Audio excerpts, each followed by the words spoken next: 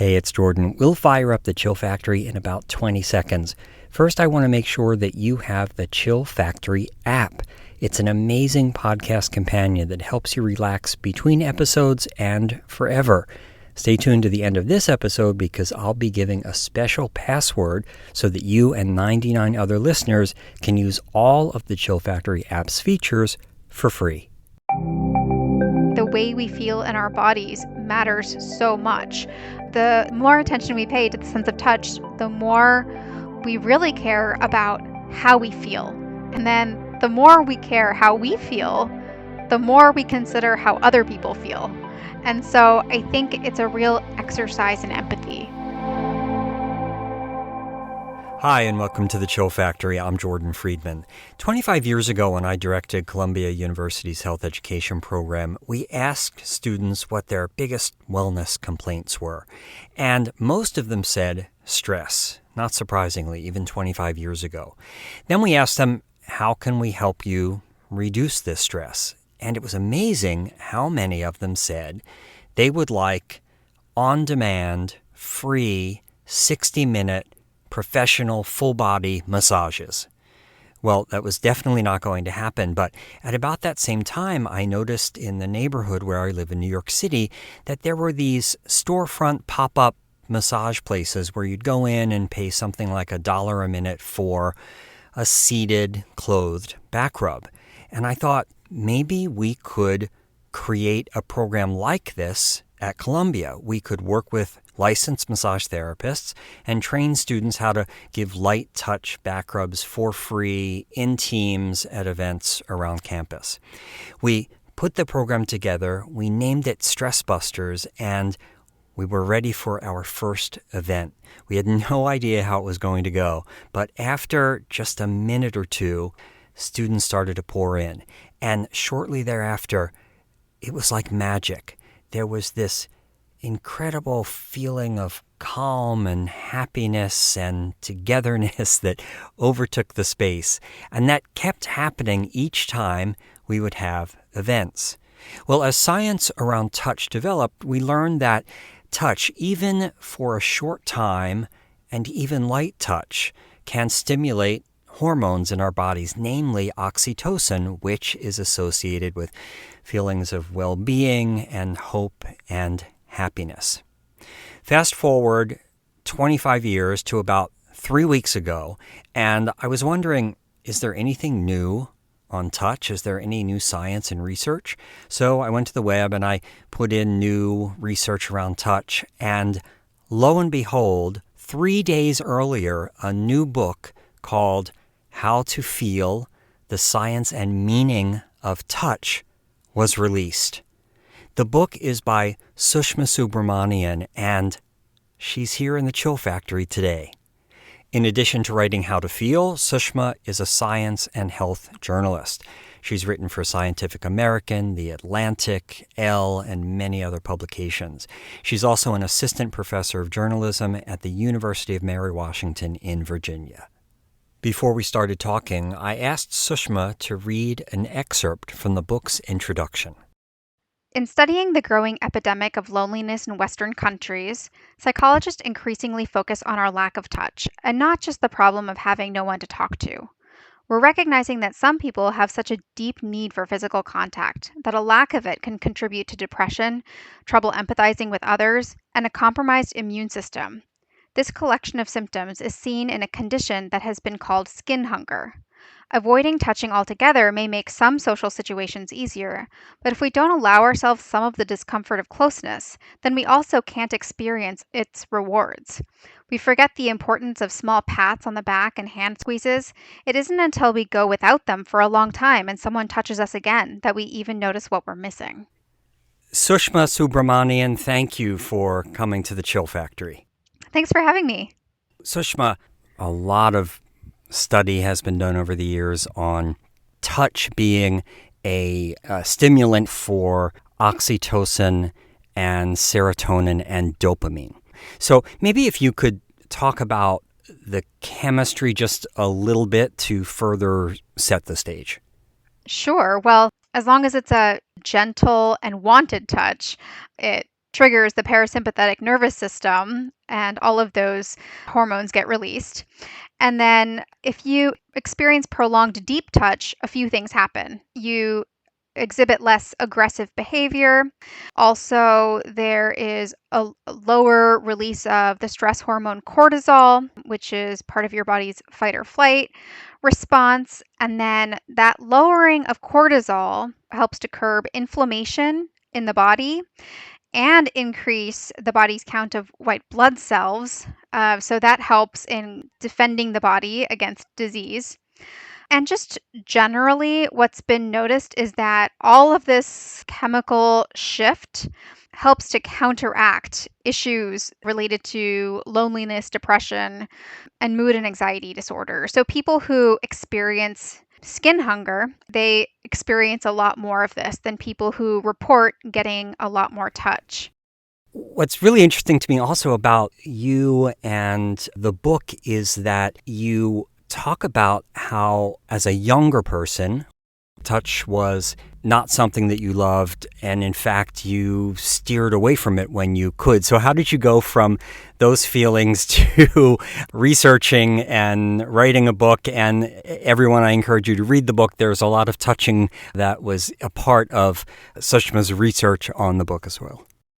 I actually wrote the book because I was trying to figure out why I didn't like touch so much. Of course, there were all those scientific questions, and I'm a science writer, so I was really interested in that aspect.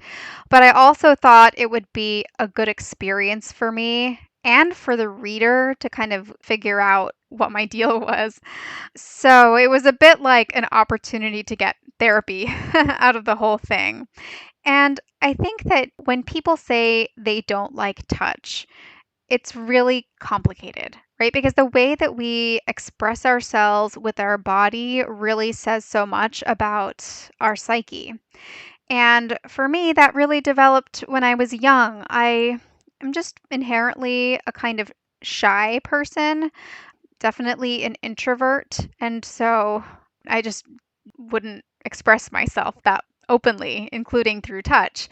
But then in addition to that, there was a lot of kind of social influence. So like my family, they were also not big touchers and generally not big feelers. So each of us was taught to kind of manage our emotions on our own and not bother other people so much. And of course, that's hard for a kid, you know? And so I think I became even more touch averse because of my upbringing.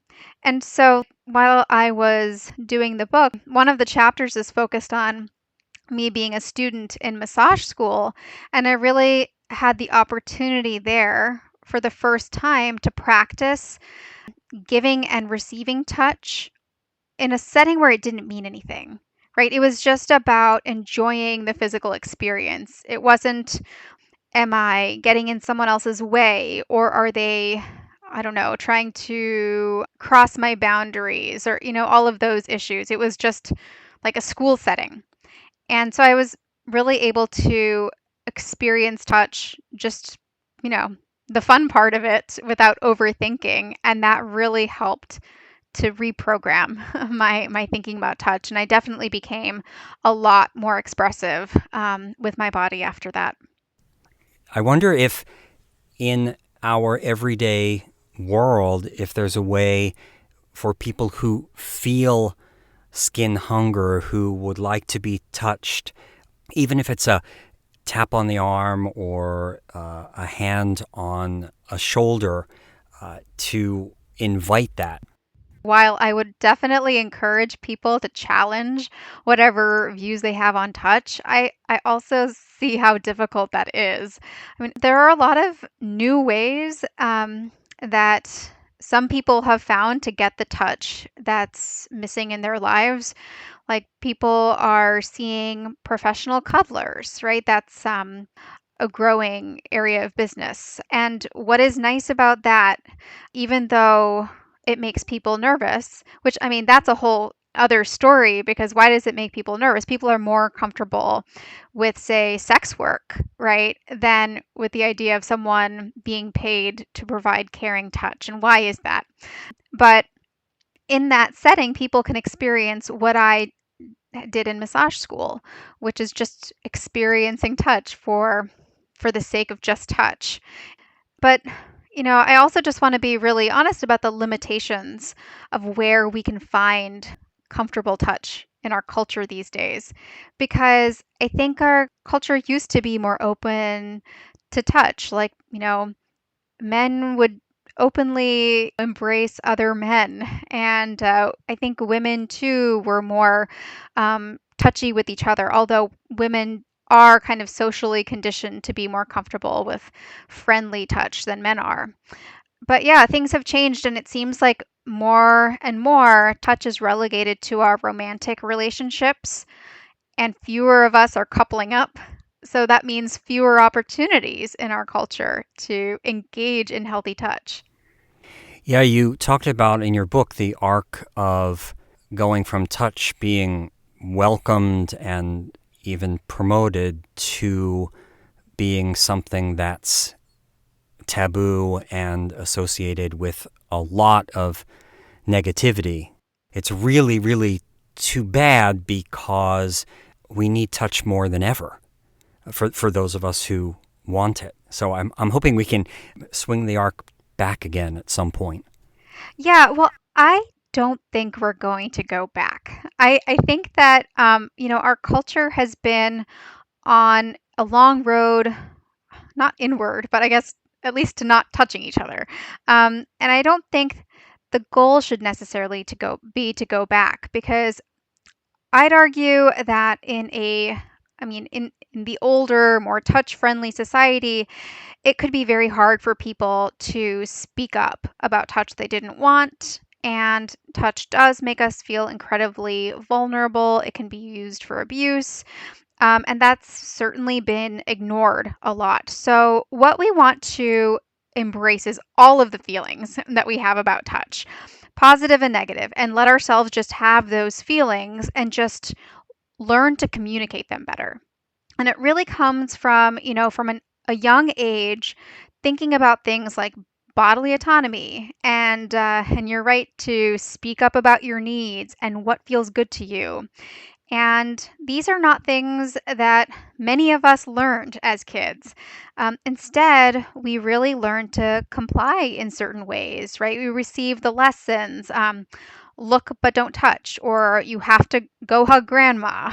And so from the beginning, we're not allowed to have our own feelings and act on them. So it's really about changing our relationships around that. And I think, that really that same lesson stands for our entire lives.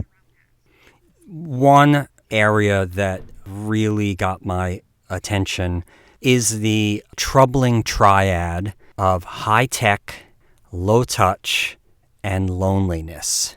Do you want to talk about that triangle a little bit? Because you talked about it so eloquently in your book, and we're hearing more and more about it in the media, and I think it's a really important subject to talk about. Yeah, definitely. It's no accident that we created this highly visual technology that we're addicted to. Right. We have valued vision so much as a culture that that is the sense around which we've built our lives. And so we spend our days sitting at our computers and hardly interacting with someone. And it's not just technology that's to blame, but it's really these underlying values in our culture. So in terms of like the loneliness issues, I feel like it's more complicated also than just screens are causing our loneliness, because I do think that we've been on this long road to valuing touch less. And so I think that when we talk about the loneliness epidemic, a lot of that is partially to do with our screens and all of that, but partially just our culture becoming more and more splintered, right? Having fewer opportunities to do communal activities in person. Right, that we're not in each other's presence as much. And boy, the pandemic has fueled that as well. We almost forget how to interact with people in person, and in some cases to naturally connect with them physically. Oh, yeah. Well, I can say for myself that since the pandemic, I kind of worry that I've lost all of the benefits of massage school that I gained because I've just been so out of touch with people. Um, but what I will say is that whenever there is this uh, shift in our culture, in terms of the way we think about a sense, there's also this like way that we compensate for it. So even as we've spent more time in front of our screens, we also see this growing popularity of things like yoga and massage and spa culture. And I think a lot of that is because of this need that people deeply feel that they want to care for their bodies and just have those physical feelings. So I think that there are ways that we compensate, but we also have to remember that there's a select few of us who have access to those things, right? They're costly. And also, there is, I think, this cultural belief that it's like women for whom those things are acceptable, not for just everybody. So, yeah, they're not a perfect compensation. You reminded me of an experience that we had with the Stressbusters program where a student, after receiving a free 5-minute back rub, began to cry. And the students who were trained to provide the back rubs, as well as professional staff who were always at Stressbusters events, went to her and asked her if she was okay, if there was anything she needed. And she said, "No, I'm fine. It's just that I haven't been touched since my mother dropped me off at school 4 months ago." And Mm. I cried when I heard about the story, because it's almost that sometimes we forget the skin hunger. We forget, even if it's not touch, we forget that we need social support, that we need kind words, that we need people to let us know they care about us. Oh yeah, and I also think that the less that we experience touch, the less we actually notice all of those sensations in our bodies that are telling us whether we're happy or sad or lonely or all those other things. We just become less in touch with those feelings. So, the more touch we experience, really the more grounding that we have in ourselves and our bodies. So yeah, that's the example that you gave perfectly illustrates that. Since you have the unique perspective of spending so much time thinking about touch and researching it and talking to professionals in the field, writing a book about it, what stood out to you? What's the big takeaway, if there is one takeaway for you on this topic? I think the takeaway is about recognizing what our unconscious conditioning is. So there are ways we're living our lives without paying attention at all to our sense of touch because we've trained ourselves to be more visual, or I mean maybe we're listening more, but many of us are kind of silencing out touch. But if you pay attention to touch, you also end up, first of all, experiencing the world in a new way. So whether you are wearing a soft t-shirt or a rough jacket, that's going to affect the feeling of your body, but also your mood and just your general beliefs around life, right? The way we feel in our bodies matters so much. The more attention we pay to the sense of touch, the more we really care about how we feel. And then the more we care how we feel, the more we consider how other people feel. And so I think it's a real exercise in empathy. Beautifully said. Sushma Subramanian, thanks so much for coming by the Chill Factory. This was great. Yeah, this was really fun. Thanks.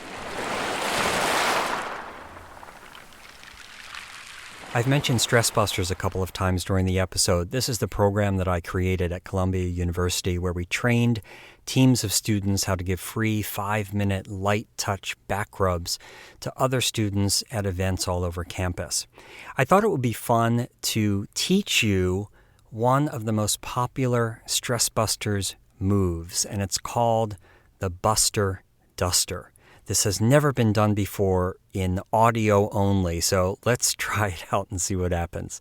So imagine you have somebody in front of you in a chair.